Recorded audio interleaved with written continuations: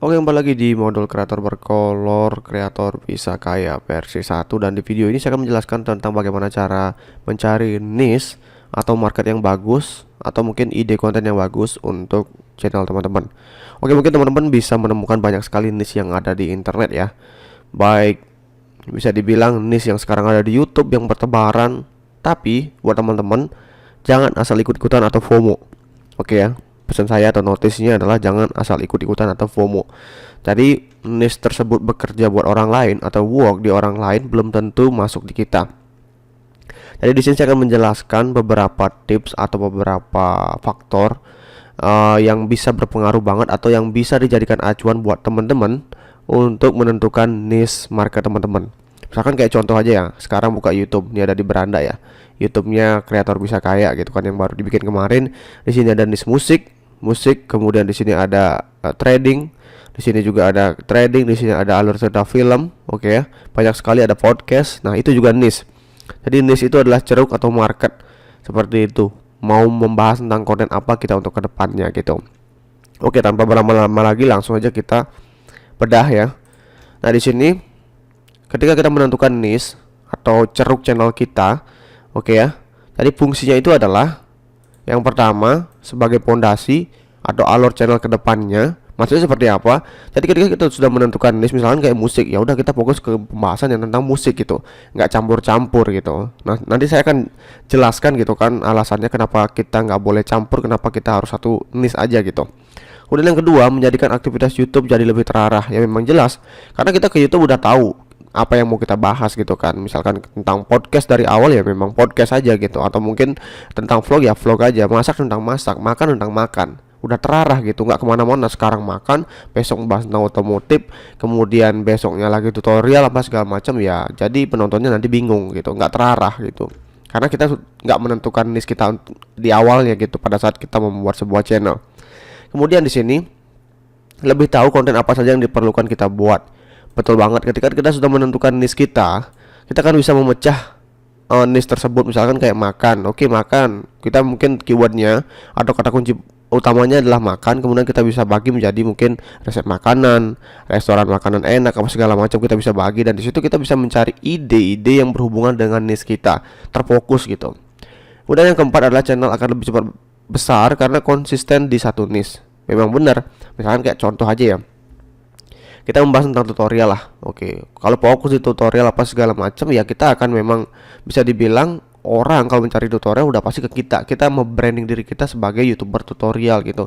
Dan kita bisa lebih terfokus membahas tutorial karena memang terus membahas tutorial. Jadi orang-orang yang suka belajar, suka edukasi, suka dengan tutorial ya memang pasti ngumpul ke channel kita. Daripada kita misalkan sekarang bahas tutorial, besok bahas tentang vlog, kemudian bahas tentang yang lain dari tutorial gitu kan, ya agak lebih susah karena penonton akan bingung. Ini channel sepertinya membahas tentang apa.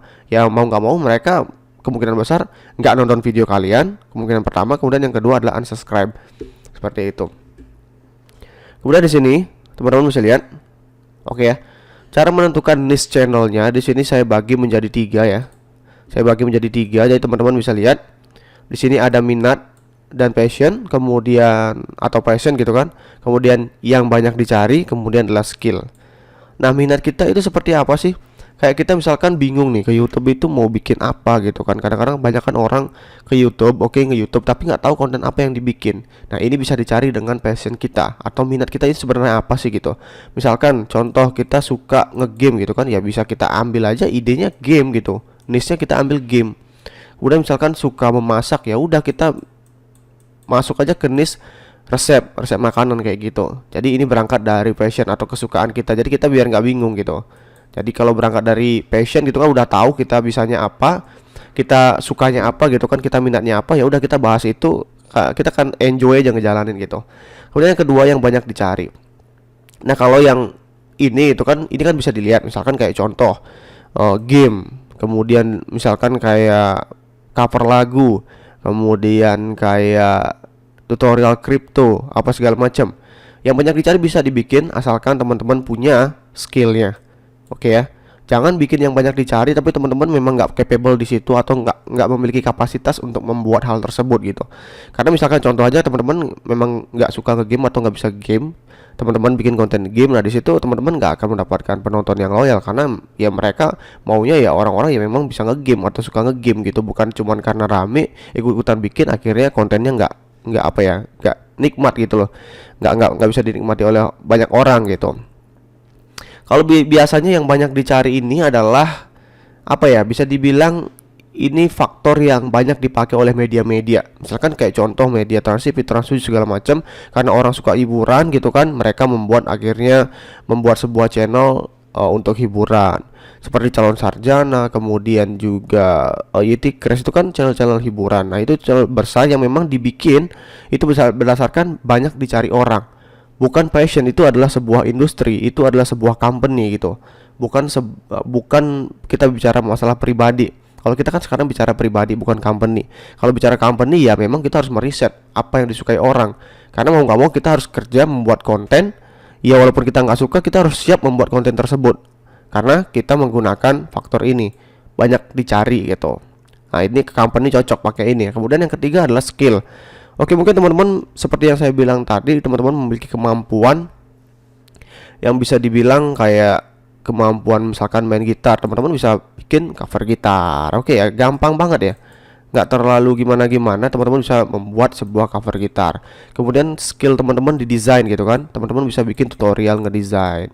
Kemudian teman-teman punya kemampuan di bidang misalkan kayak mungkin teman-teman bisa berbicara depan kamera ini itu enak, bisa ngevlog apa segala macam, karena ya bisa dibilang untuk kemampuan orang itu kan beda-beda, jadi nggak bisa kayak disatuin gitu. Dalam artian disatuin itu kayak misalkan skillnya ini ditaruh ke sini itu bisa aja, asal bisa ngomong semuanya bisa masuk, nggak bisa kayak gitu. Karena ke depan yang akan menjalani itu adalah kita. Kalau kita salah milih niche, nanti ke depannya atau setengah perjalanan itu kita pasti akan bosen ngejalaninnya. Makanya penting banget pemilihan niche, entah dari dua indikator yang penting yang saya mau kasih tahu, yaitu minat kemudian skill. Kalau yang banyak dicari belum tentu kita bisa, tapi ini nggak apa-apa, sebagai acuan aja. Yang banyak dicari boleh dijadikan faktor seperti itu. Jadi buat teman-teman silakan pilih niche teman-teman berdasarkan minat teman-teman apa, kemudian skill teman-teman itu apa gitu. Kalau masalah yang banyak dicari, sebenarnya semua konten juga banyak dicari, cuman tergantung kita bagaimana cara pengemasannya, seperti itu. Oke, nah ada lagi satu faktor yang bisa dibilang kayak apa ya, yang mempengaruhi banget ya, bisa dibilang yang apa ya, yang menjadi acuan lah, yang bisa kita jadikan acuan, yaitu niche dengan CPM tinggi.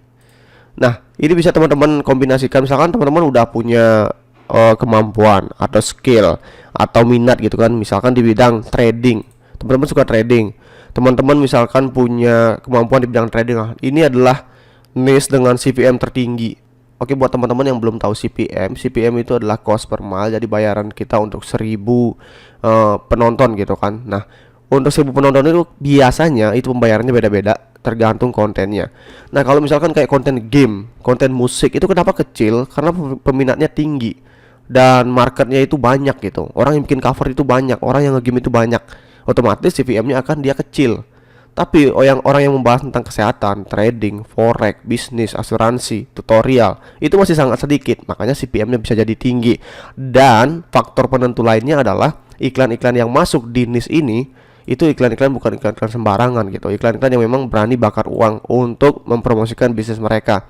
Makanya iklan-iklan yang muncul di niche ini adalah iklan-iklan yang bagus gitu, yang apa ya, yang berani bayar tinggi lah istilahnya gitu. Nah, teman-teman bisa pilih juga dari sini, dari CPM-nya gitu. Tapi dengan satu syarat lagi, teman-teman harus punya skill, harus punya minat di situ.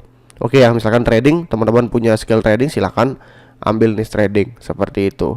Oke ya. Jadi buat teman-teman dari sekarang tentukan niche teman-teman itu apa, mau membahas tentang apa gitu kan. Silakan.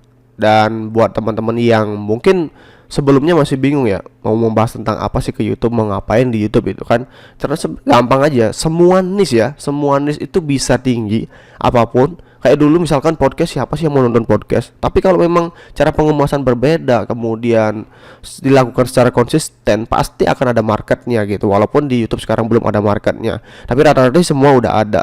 Tergantung cara pengemasan kita aja seperti apa. Niche apapun bisa, oke ya, bisa rame. Kecuali memang niche misalkan kayak ngedesain, kemudian ngedesainnya dengan cara jadul, software jadul, ya itu beda lagi gitu kan. Itu kan bukan niche, itu kan tentang skill yang mau kita ajarkan gitu kan. Misalnya kayak sekarang hype-nya Photoshop, kemudian teman-teman bikin tutorial Paint gitu kan, itu kan nggak mungkin gitu. Seperti itu.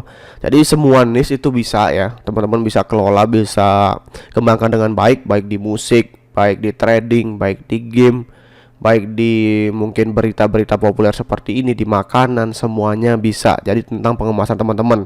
Kembali lagi, apa skill teman-teman dan apa minat teman-teman. Begitulah cara menentukan niche. Oke ya, semoga membantu dan selamat mencoba.